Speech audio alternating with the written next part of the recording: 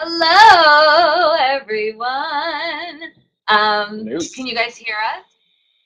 Mark, do a little testing, testing, 1, 2, and just double check. Testing. Testing one, two, Hey, three. good. Hannah said Yes. she could hear us. It did happen once where like we could hear each other off screen, and then we hit start, and it was like no one could hear us. Always want to check. Anyway, hi you guys. I'm Michelle Ward. I am the When I Grow Up coach. You could find me at whenIgrowupcoach.com. And for those that don't know, this is my monthly interview series that I've been running since the beginning of the year, since January. And it's called Grown Up Gigs. And the subtitle is An Inside Look at Dream Jobs Held by Real People. Ooh, and I think we might have lost Mark's webcam. Oh no. Oh, there you Oh, are. I think I'm back. A little spinny, spinny.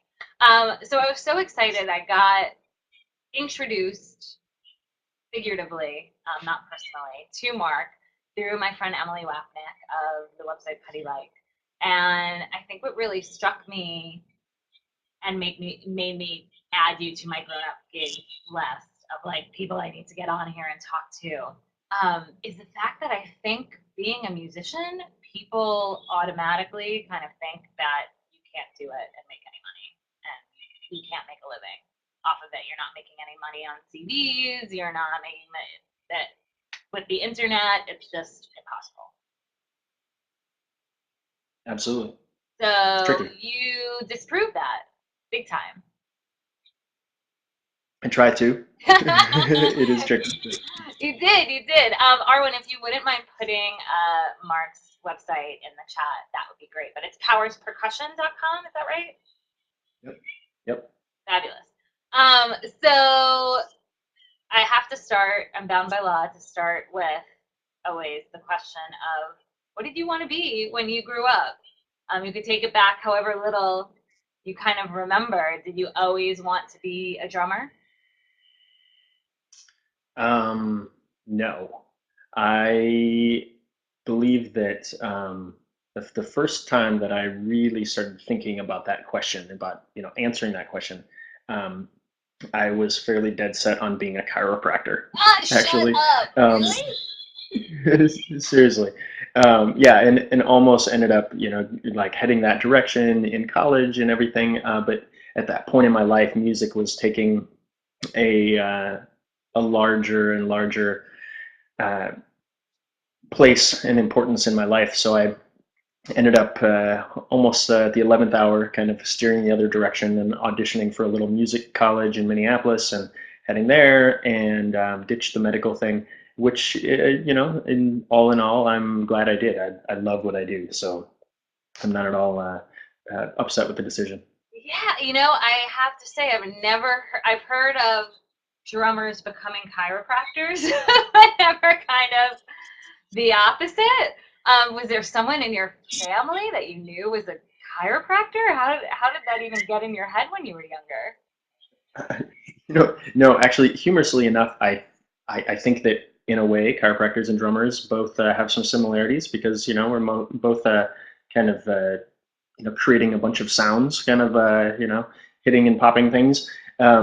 So I've kind of joked that there are a lot of similarities, but growing up, chiropractic was always something that my mother actually really believed in and used a lot, and I had had a couple of adjustments when I was younger. If something was out, and I was like, yeah, that's pretty cool. And I was, to be totally honest, kind of racing through school at that point in life, and I left high school when I was 16, ended up skipping 2 grades, and that was, interestingly enough, right at the exact same time that Doogie Howser was huge on TV. So here was this, young, prodigy skipping school and going on to be medicine. And I don't think that really influenced, my wanting to go that route, but it was rather serendipitous that that ended up being the case. So that was my high school nickname, Doogie. Doogie. Um, and yeah, so I think that I think just having been around it, with my family, using Wow. chiropractic adjustments from time to time, made me want to head that way. And for the longest time, I thought that that's what you do. You go to college and you pursue some sort of degree along those lines. Especially if you've got the advantage of being ahead and things like that. But like I said, music started taking over, the few last years of school, and it reached a point where I realized that's really what I wanted to do. Oh, I'm going to follow up on that for in a second, but I realized I forgot to mention for everyone watching, the submit question button is your best friend. I don't wait until the end to then bring all the questions up. Please, as they come to you, ask them, use the submit question button, and I'll be able to see it come in, and we'll take breaks probably 3 or 4 times throughout the interview and bring the questions up. So don't ever hesitate to do that. So going back to that transition, it kind of sounds like it was something that you were resisting for quite a few years. Is that right? Like Um, let's go to school for music, not medicine. right. I honestly don't think it was anything I really resisted too much. I think it was just something I hadn't considered because it Mm-hmm. didn't have as huge of an importance in my life yet. Yeah. But after I really got into playing and got a little older, started performing with other musicians, I realized this is pretty cool, and I really, really enjoy doing this. So I don't think I was necessarily avoiding it at any point. It just reached it went from something I did and a hobby to someone I was becoming and I had to do. So Right. Oh. yeah. Interesting. So someone you were becoming and you had to do it. So it felt like it just wasn't even necessarily your choice anymore. It was like this is a path I have to Right. follow. Mm. Yeah, I really feel that's the case. Mm. What school did you go to? I went to what was at the time called Music Tech in Minneapolis, and it was a very small, unaccredited school, so it was not a degree program, it was just a diploma program. Now they are fully accredited. It's called McNally Smith College of Music in St. Paul, Minnesota. They moved over there.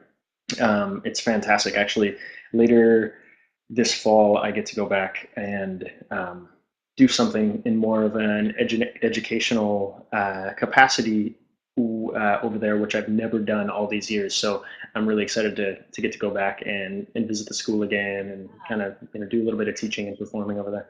Cool. How did that education shape the musician that you, I want to say the musician that you are today?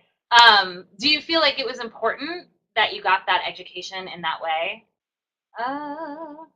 Spinning again. Yeah, Ah, there you I think that I know that it was very, very important, and not only from the standpoint of what I learned when it comes to playing, like techniques and styles and reading and all of those sorts of things. I mean, that's extremely valuable, but I think when it came to building a career, the things that helped me most were just simply my interactions with the teachers and the other students there. The faculty in the percussion department over there at McNally is amazing. The department head is Gordy Knutson, who plays for the Steve Miller Band, and there are some other phenomenal instructors, David Stanek, Paul Stuber, guys who, I mean, it was a whole group of guys who, were not, has-beens who happened to be hanging out in a school teaching. They were guys who were out doing all the things that I was aspiring to do, and I would say one of the most valuable things about that experience was getting to go with them to performances, recording sessions, whatever. And, literally sitting behind the drum set at times, watching what was happening, and not only watching how they approached, performing again, but just how they approached the career side of things, watching how professional they were and how prepared they were when they showed up for something. I remember one of my teachers, I always felt that he was the most prepared guy on the entire bandstand, so it was the sort of thing that I didn't really intellectualize at that point. But when I got older and was able to be in a position to, be an experience in situations like that, that was the sort of thing I kind of naturally tried to make myself do because that was how that was what I'd gotten from the role models I had there. And so I think that side, the personal and the professional side of things that I got from those guys far outweighs any of the technical stuff that I got, when it comes to skills or anything. Ah, that's so interesting. I think I hear that a lot when it comes to art programs, whether it's music or theater or visual art. Um, it's sometimes, or even more so, about the connections and who you're meeting and how they're influencing you than it is Absolutely. about the technique and so on and Hmm. so forth. It's interesting that you also made that decision. Let's go to a school that's not accredited, but has this faculty and have these people that you're obviously really inspired by and want to be sitting in a room with. And I feel like it's always such a choice sometimes we make that we feel like we have to go to school, and so you have to go to college and go to Ivy League and really you go to the best place for you. That's really what's important. Absolutely. What's gonna get out. So what happened after school? Um, After school, kind of became, a jobbing musician, picking up gigs here and there, and traveling a little bit. Started traveling with a few bands out of the area for the first time ever, to the Southwest and the East Coast, the West Coast, and um, eventually moved from Minnesota, where I'd been for a while, to Wisconsin, and really kept doing a lot of the same. But once I got over to Wisconsin, I ended up completely by accident one time stumbling into a situation where I was teaching private lessons all of a sudden.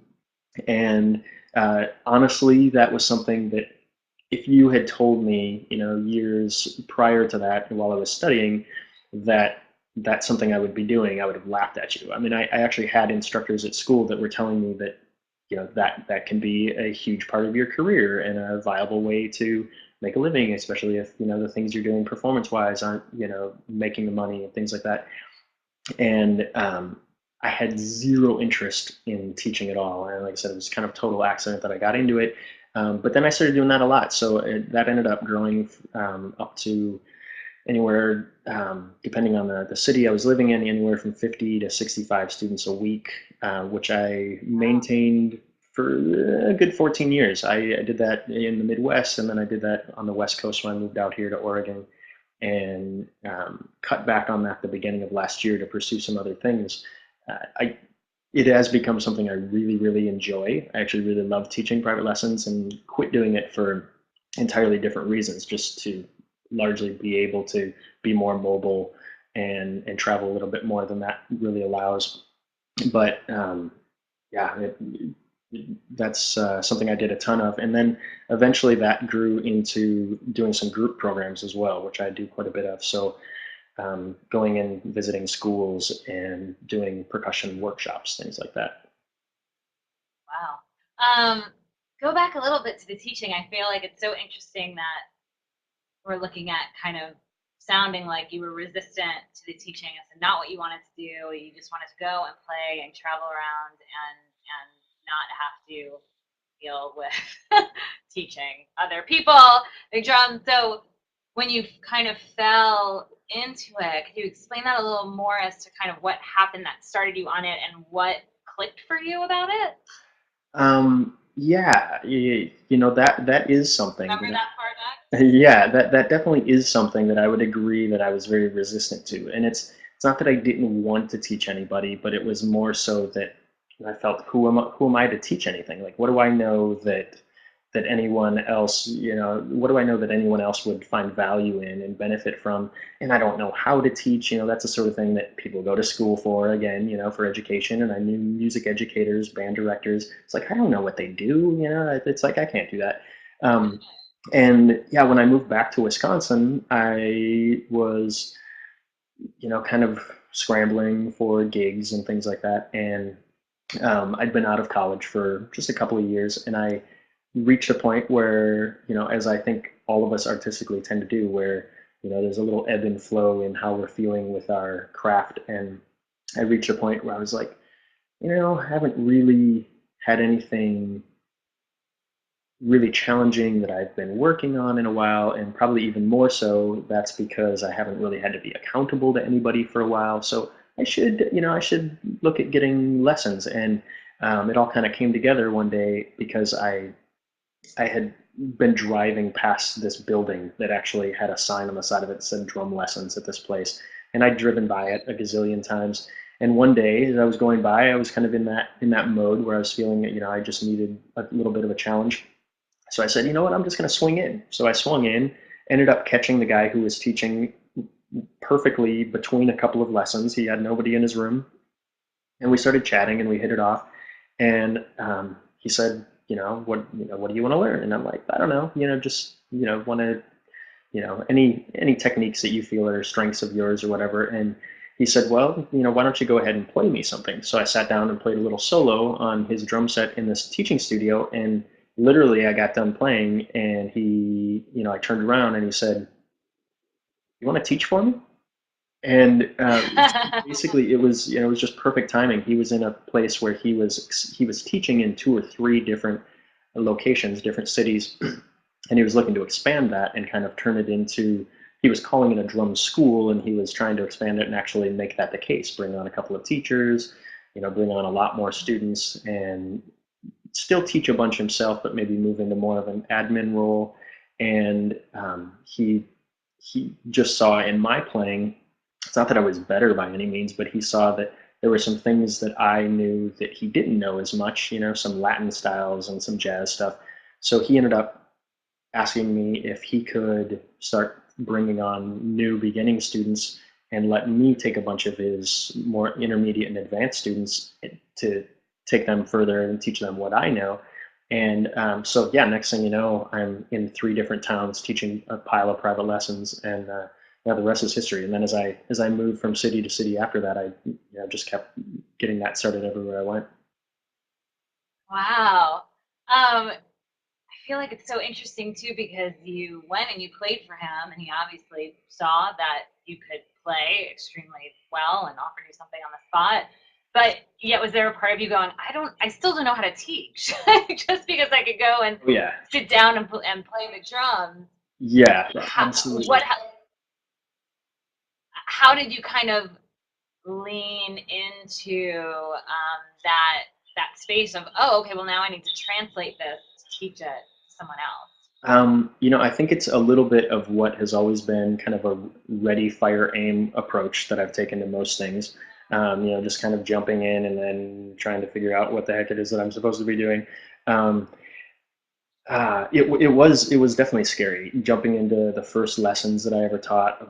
I was terrified. I'm like, I don't know how I'm going to teach anything to this person, but it just kind of made sense. I'd been doing it for a long time, and so when I sat down next to a kid who couldn't do something, I think I'm fairly left-brained, so I'm really able to break things down and slow it down and dissect a rhythm, for example, into a couple of small exercises that you can gradually put together. And I think some of that's because of the training that I had from the teachers in music tech, and they tended to do that as well. So I just kind of used that same sort of approach that I'd been taught with and started using it with students. And essentially it just, it worked it more easily than I expected that it would. I was rather surprised that wow, I can do this. This is pretty cool. It just ended up not being, as a lot of things are, they're not as terrifying as you think they are once you're actually doing them. I do have to say that when I eventually, especially I moved to another city, and I first got to the point that I had to teach a brand new, like, first lesson ever beginning student, that was equally scary though, because I was like, oh, how am I going to teach the kid? Like, I haven't thought about just how to hold drumsticks or how to count quarter notes and eighth notes or how to read those things on a piece of music. I haven't thought about that stuff in years, and many times when it comes to teaching, there's almost an ignorance at times. Like, it's easy for us to forget what it was like to not know how to do something. And so it's easy to, kind of talk over a student's head or, just kind of teach with the assumption that they know, the lingo that you're using or any number of things like that. And so I was really terrified about teaching lessons because I was like, I haven't thought about even how I do this myself in so long. I can't even begin to, figure out how I would explain it to somebody else. But I think, again, same sort of thing. Once I get into it, I realized, oh, I can just break it down to these couple of very small, minute steps, that they can take, and a few things for them to stay aware of. And like by golly, it works. So next thing is teaching private lessons as well. But Ah, amazing. I think a lot of the times we kind of tell ourselves that things need to be more complicated than they really need to be, or we need to find a whole new way of presenting something, when in actuality we just kind of fall back on what we've learned and what we know and how we put things together. It's absolutely. not about reinventing the wheel. Hmm. Then it's still, that's where we need to kind of grow from in a way, and lean back on. It's great. Right. So it sounds like too it was a surprise that teaching, you obviously enjoyed it so much and took it on for so long, so many students at once. It seems like was it as much a part of your career and day-to-day stuff as touring and playing were? Yeah, at times, I mean, it's kind of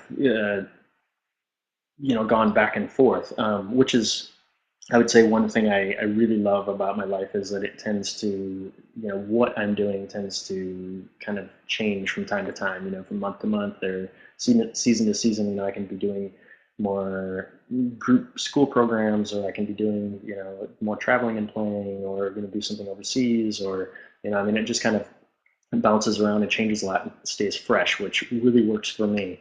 Um, and yeah, so there at times, especially moving to a new city, you can jump into lessons by meeting area school teachers or music stores, things like that. Um, it's definitely, served, a greater, place financially, income wise, at times until I got things established. And it's still something I really, really do enjoy it. So it's something I want to do. I'm doing just a little bit of right now, because I do want to limit it so that I can be a little bit more mobile to travel and pursue the other things I want to do. But I've just been learning different ways to do it, whether it's doing Skype lessons or kind of leveraging my time. I have a new website that features little 60-second drum lessons, and it's a way for me to kind of leverage my time and teach a lesson once really well, and then it's viewable, by tons of people forever. And it's really based on that same idea I mentioned earlier of just breaking things down into very small, manageable chunks. So these little 60-second lessons, it might take 3 different lessons that introduce small exercises before you can combine those and make this larger rhythm. But I really think that's the best way a lot of times to study things, and eat the elephant, one bite at a time. Basically just work on tiny little things. So little projects like that allow me to still kind of get some of the teaching bug out of my system here from time to time, but allow me to still be flexible and do other things. Ah, it's awesome. And I just want to encourage everyone again. I know we're a small group. I have a feeling the day after Labor Day, everyone's probably just moaning on the couch, had too much barbecue or whatever yesterday. But I encourage you guys to ask questions. I think why I was excited to have you here, Mark, and why I wanted you here also is you're just a Renaissance soul slash multi-potentialite through and through. And to hear you be able to say, you wanted to be more mobile, you wanted things to shift a little bit in terms of what you were offering, what you were working on. And so now you're able to ebb and flow based on the time of year that it is or the type of things you want to work on. Right.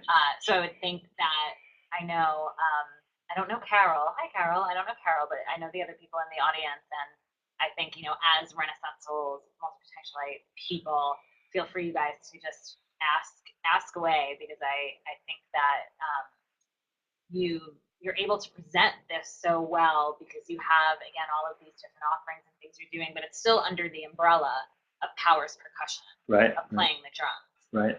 So it's an easy way. I think a lot of the times, if we can't articulate it, or we find ourselves saying to people, "Oh, well, I'm a teacher and I'm a jewelry maker and I'm a consultant and then we make ourselves crazy. But if we're able to say, Right. I'm a percussionist and teacher, then it can kind of take and speaker, take a lot of different forms." Right. No, yeah, you're totally right. And I think almost no matter what we do, there are a million different avenues we can pursue, like you said, under that umbrella, because most of what I do is percussion related, but like given the day or the week or the month, that can mean, anything from, working on publishing things that I'm doing to, writing my own compositions to, corporate team building workshops that I do that are rhythm based, and I mean, just anything.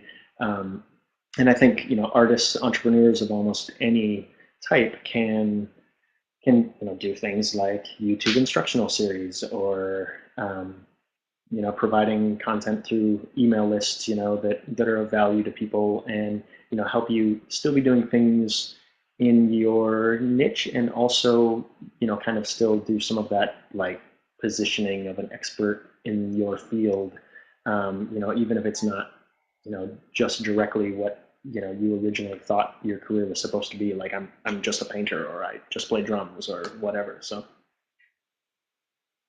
Um, and thank you for bringing all of that up and being just a painter or just playing drums. I always feel like I need to put quotes around just a painter, because obviously it's so much more involved, and it could be as expansive as the person needs it to be. You can just be a drummer and know that you're, a performer and you just want to go from gig to gig, or be on the road or be in the recording studio and have that be kind of it.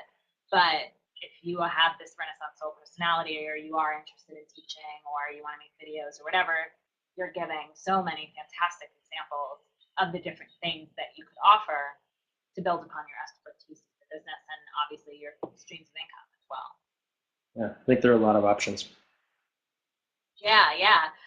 So I'm curious as to what that transition sort of was, or what maybe that spark was.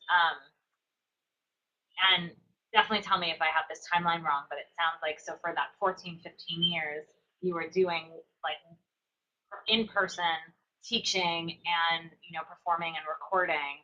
Um, what was it that kind of had you go, oh, I could be offering these other things?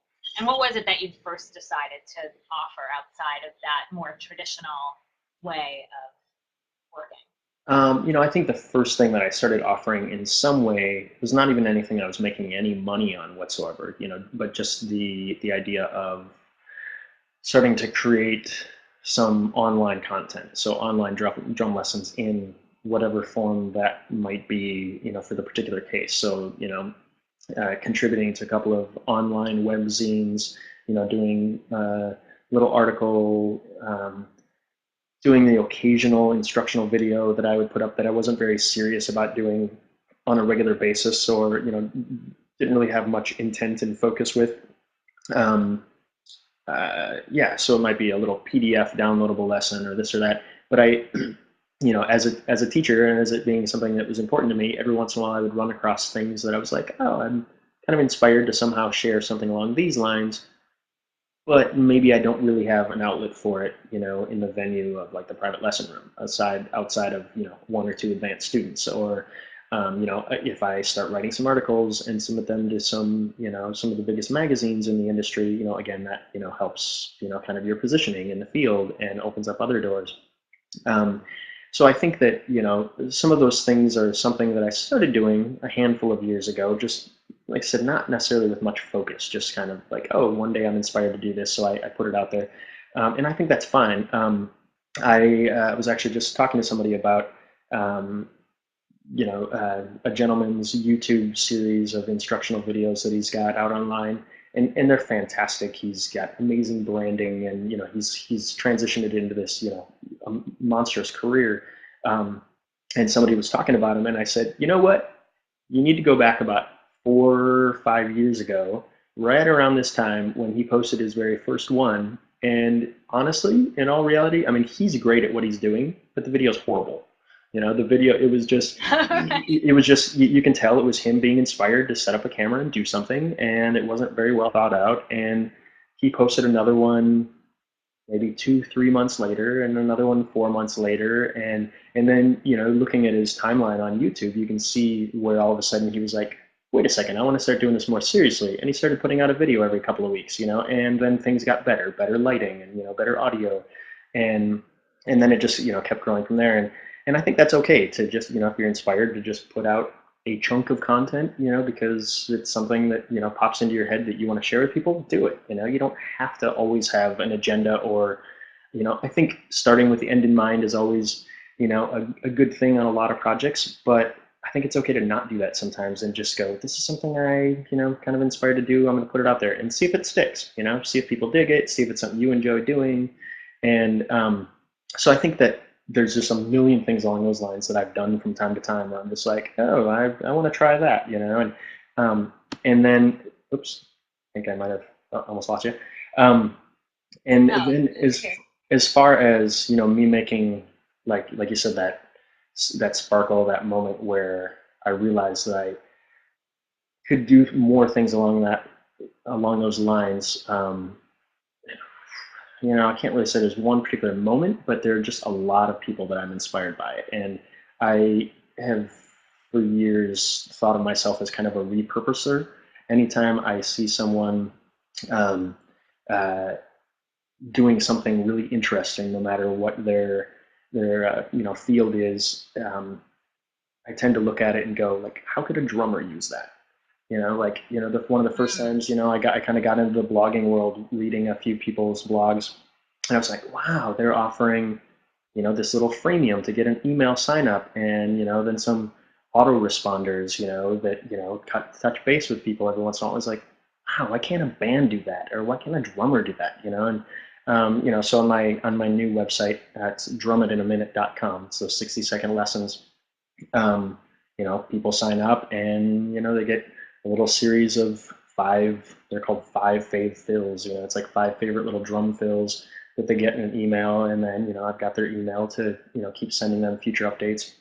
And honestly, I'm out in Portland right now. It's like blogging mecca of the world. Yeah, really. And so, you were just out here for World Domination Summit, and there's so many cool people out here with awesome ideas, and so I steal them. I steal them left and right. It's like I see somebody doing something cool. I'm like, oh, look, Michelle's like doing these cool videos on Spreecast. It's like way cooler than Ustream or something, because then it'll save copies of them. So I'm like, I'm totally gonna end up stealing that and using it with like some little drum education thing down the road. And I've tended to be the same way just with people, with meeting people. Anytime I meet somebody, if they really intrigue me and I like what they're doing, it's like I'm like, huh, that was cool meeting Michelle. Like, how could we team up and do something? And that's led to cool book project ideas. It's led to me running weekend retreats out on state parks with a woman that does manifesting and intuitive work. And it can go any number of different ways. And I just think that repurposing sort of mentality is that, along with being in an area here where all of a sudden I saw people doing really cool things.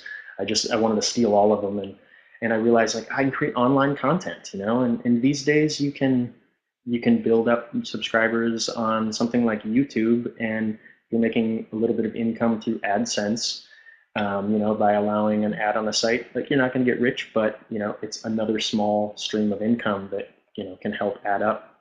And there's just a lot of cool tools like that out there right now. Oh, I feel like this is worth the price of admission, Mark. I just freaking love this.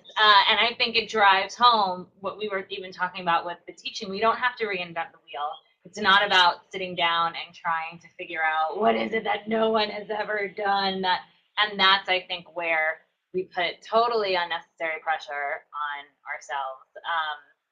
And instead, it's about honing in on the people that you're inspired by, and there's something about what they're doing that you're intrigued by, interested in, maybe even a little jealous of, and being able to say, how would my audience react? How could I do this so that my audience will get it and respond to it? And it's going to be yours, and it's going to be different because it's your stuff. Yeah, I think that's really, really key, because I think we're all, there's a fantastic little book, if you haven't seen it, you should pick it up, Steal Like an Artist. Yeah, I just had it. I had it in my head. I haven't seen. I've seen it, but I don't have it yet. But yeah. And there's a phenomenal drummer who I'm a big fan of, and now I'm working with on a project that in one of his books talks about stealing. He's like, take anything you see somebody do and steal it. I mean, that's in the percussion world, for instance. That's all anybody's ever done. You see somebody playing with your favorite rock band. It's not like he somehow invented a beat that Charlie Watts wasn't using with the Rolling Stones years ago. But like he learns that same thing.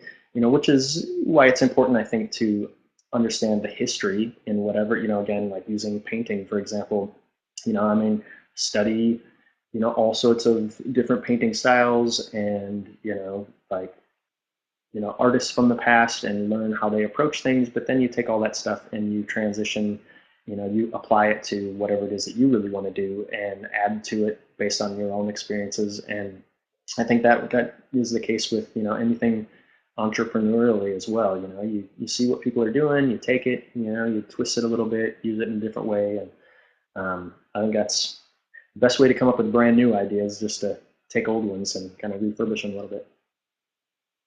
So smart. Hannah wrote in the chat that she loves that, and I totally agree.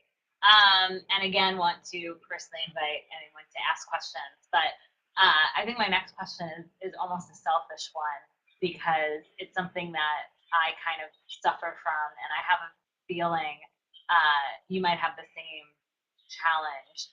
Us life coaches don't like to use the word problem. It's a challenge. It's not a problem.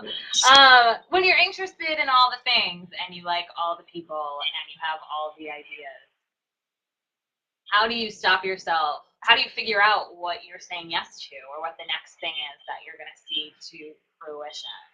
Do you have any sort of process or anything that you're able to articulate for that?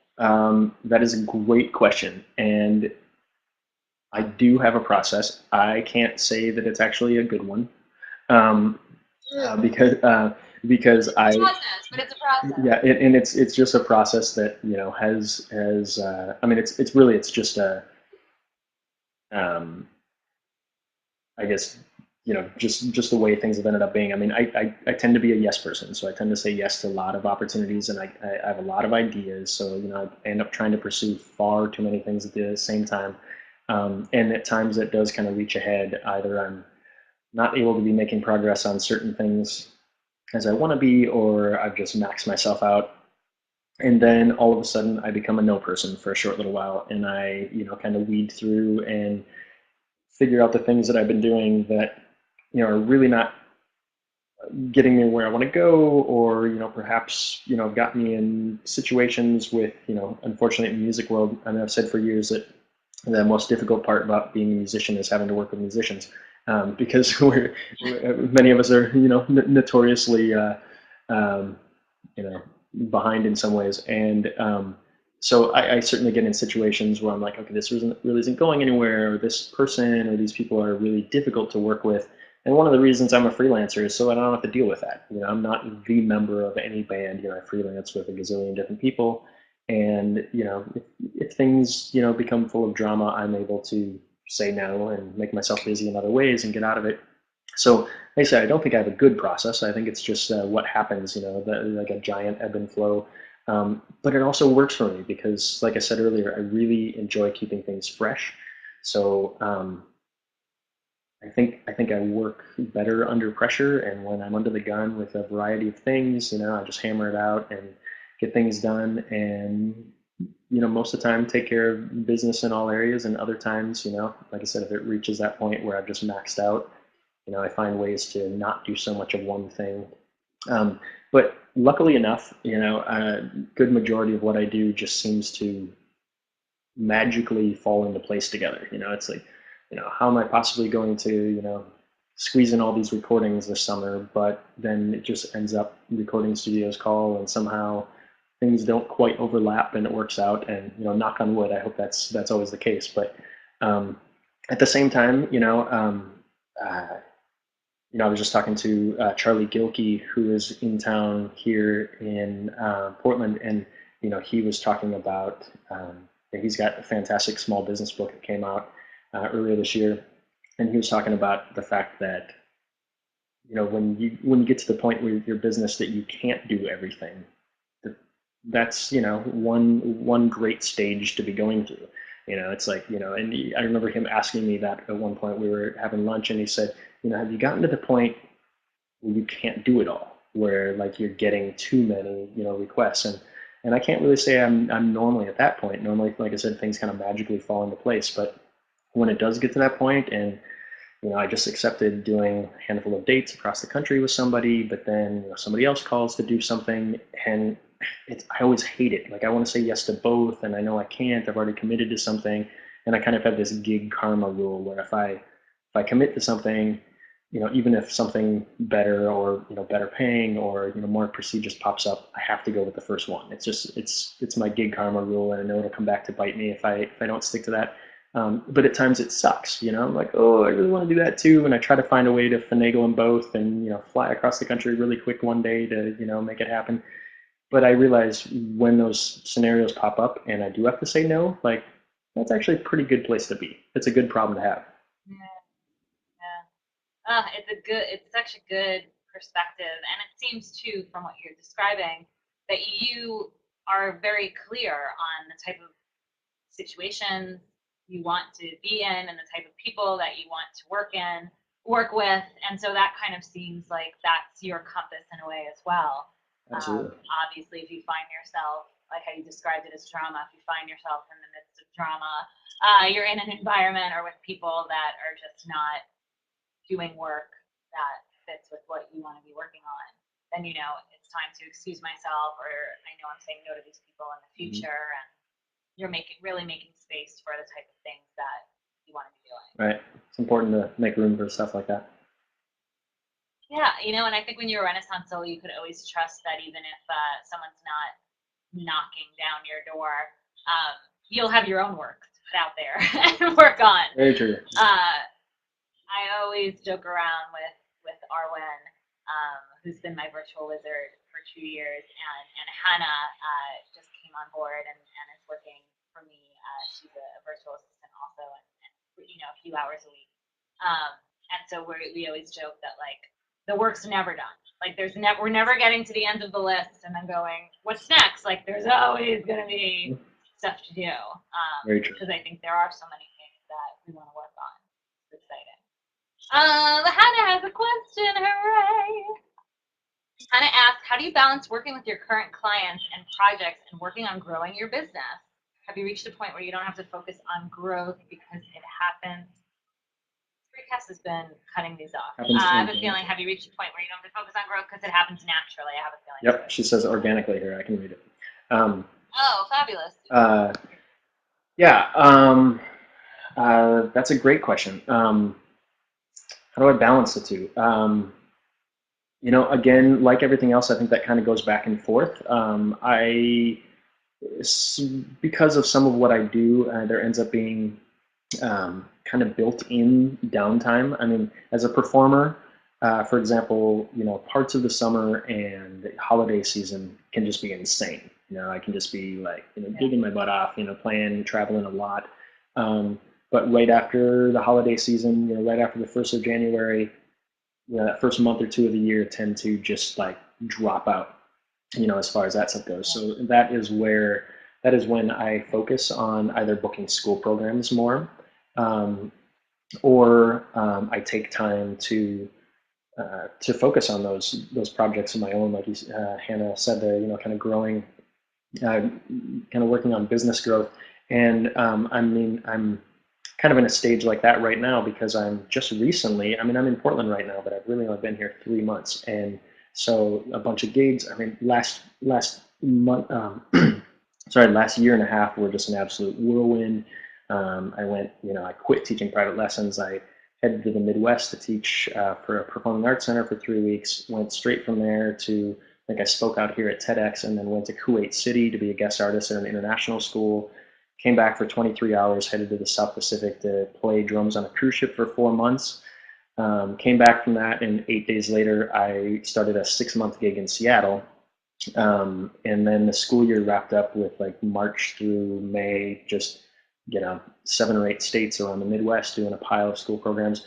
And then all of a sudden, next thing I know, I'm technically living in Portland for the first time ever because I lived in Salem the last time I was here. So there's no work, you know. I mean, it's, you know, I'm just now getting to the point where people know I'm around, getting calls, um, but that's why this summer then is a perfect time to do all these other things. So I kind of said, you know, growing the business. I launched a Drum It in a Minute, my new site in July, and uh, been focusing on a bunch of publishing stuff. I've been helping out with a book that's coming out on Alfred Music Publishing very, very soon. You know, working with the drummers and everybody on that, and flew to California to co-direct the DVD shoot for that. And so, yeah, like this is a perfect example of a time that I focus on more business growth things. I would say, you know, slow times like this and after the holidays, I tend to do a bunch of that. Um, and I want to look at her question again to see, whoops, see what she, have you reached a point where you don't have to focus on it because it happens organically? Um, Not necessarily. You know, I think sometimes I'm surprised by what comes organically. I mean, what I do is very based on word of mouth. I mean, it really is. So I do tend to get, you know, a lot of work that pops in. You know, opportunities multiply as they're seized, which is one of my favorite quotes in the world. Um, and so I find that everything I go out and do, even if it's some crappy little situation that is not really ideal to me, you know, it ends up somehow like creating something else. You know, you meet someone, or that person you work with tells, you know, somebody else about you. And so in some ways, when it comes to some performing and things like that, I don't think I work too hard on making that grow, because I do think there's, you know, I've kind of created enough of a foundation that things do happen organically. Um, but, you know, being in a new area right now, I'm having to do more of that than, you know, I would have had to do for a while. Um, but in other ways, I can't ever stop growing my business just because, I mean, a lot of what we do these days is online, and, you know, the market's online, and, you know, I try to be aware of search engine optimization and things like that, and, you know, just being active and existing on different platforms um, not only helps keep you top of the rankings doing all that stuff, but also, you know, just, you know, out of sight, out of mind. You know, if you're around and, you know, people see you participating in things, they think of you, you know, as an expert in that area when an opportunity pops up. So I don't think I ever really can ever completely quit it, but it's also doesn't feel like work because I love what I do.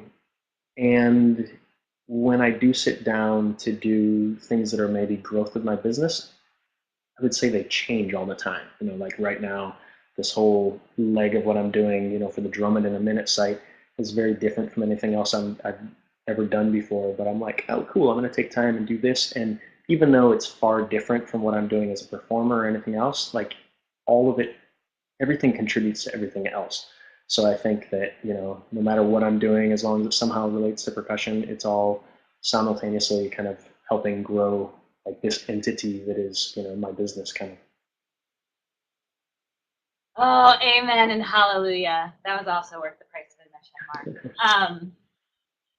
It's just fantastic to hear all of that, and I think what I'm taking away also is the fact that promotions. A lot of time people look at promotions and marketing, and I've yet to meet someone that's like, I love marketing, I love networking, I love promoting myself. It's so I hear it over and over and over and over again, and it just seems like from what you were saying, um, there's growth in your business organically just because you're making connections and you're out there and you're talking to people and you're saying yes to things. And you've been doing that very steadily for the last 15 plus years. So let's not forget all the time you put into this business up until now.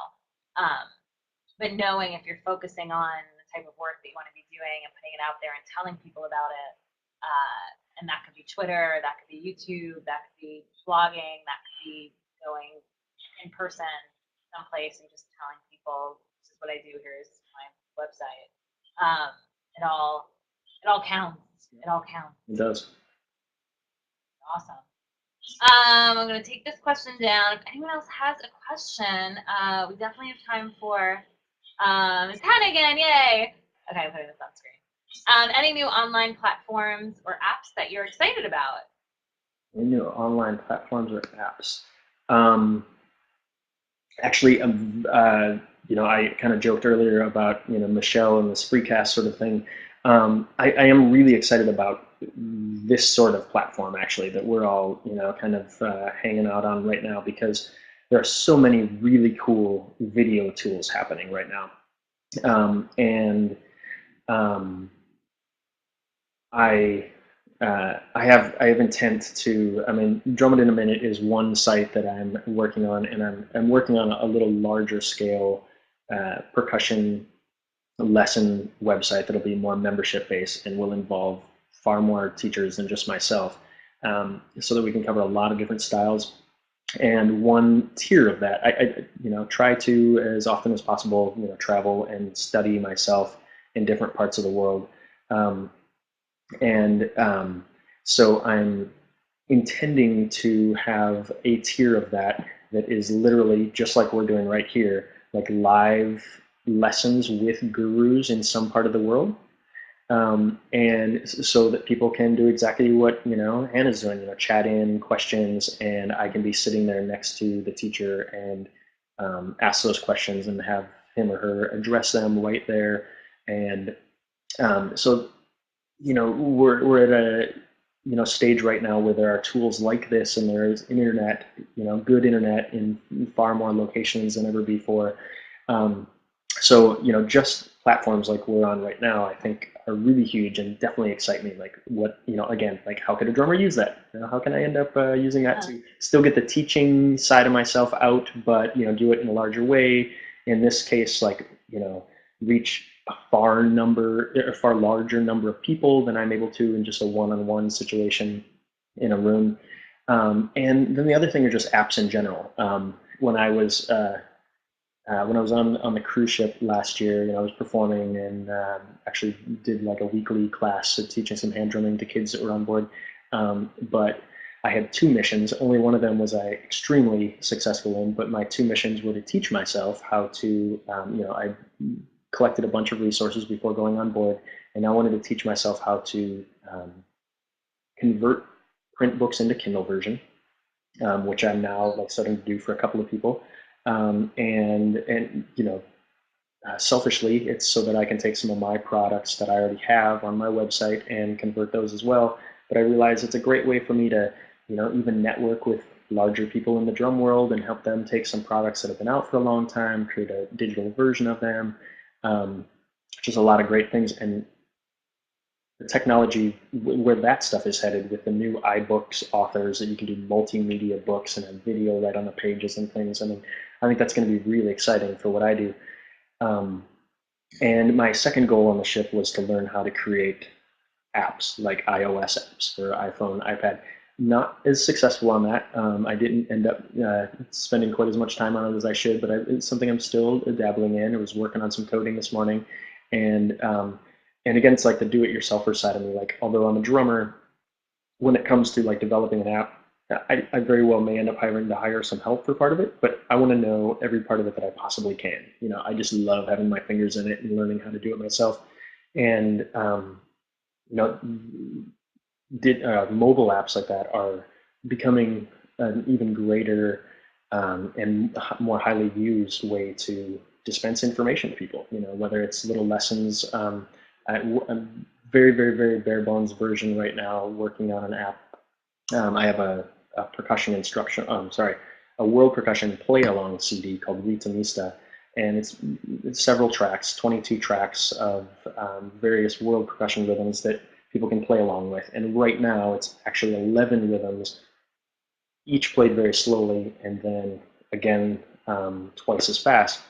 But my plan is to take that, convert it into an iPhone app so that it's variable speed. People can slow it up or slow it down, speed it up. They can let it play endlessly instead of it being a 3-minute audio track, and kind of find ways to use some of the mobile app technology out there to be using in like a music teaching situation as well. Wow. Wow. I performed on a cruise ship in 2002. I was on a ship for like 6, 7 months. So I love that, you know, when you're working on a cruise ship, there's a lot of downtime. Mm-hmm, A lot of downtime. So, you know, I think you're just like this living proof, Mark, that, you know, you get an idea in your head. The question is not, can I do it? It's how could I do it? And figuring out ways that you could do it. You're always figuring, and I've experienced this with my clients over and over again. I've never helped someone figure out work that they are going to love to do, and then got to the point where it's like, well, we can't figure out how this could work in your life. Like, right. yeah. Oh, so we know you want to be a drummer, but not how to actually be a drummer. So it's time to give up on this. Like, there's always ways to know how to do it, whether you're teaching it to yourself, or whether, you know, you're hiring someone else, or to even hear you talk about leveraging your own new knowledge about converting books into digital formats, and then approaching, you know, bigger names or people maybe that you want to bring into this bigger website for you. Mm-hmm. So exciting to hear just kind of how the brain works and the process works. And the last question I'm going to take, even though we're almost out of time, it's only because it's from Arwyn, and she never gets to ask questions. Since your business is built around your passion, what do you do for fun? That's a break from work. That is such a good question. That is a good question, because I tend to do this a lot, because I do really, really love it as well. But I haven't been quite as active with this just recently, since the last year was traveling so much. But I did take up paragliding. And the West Coast is a great place to do that. You go jogging off the mountainside and go soaring around, and it is not nearly as extreme as anybody would think. It's actually just very surreal. You get up there and you're cruising along. You can stay up for 45 minutes or an hour and just kind of cross your legs and hang out. You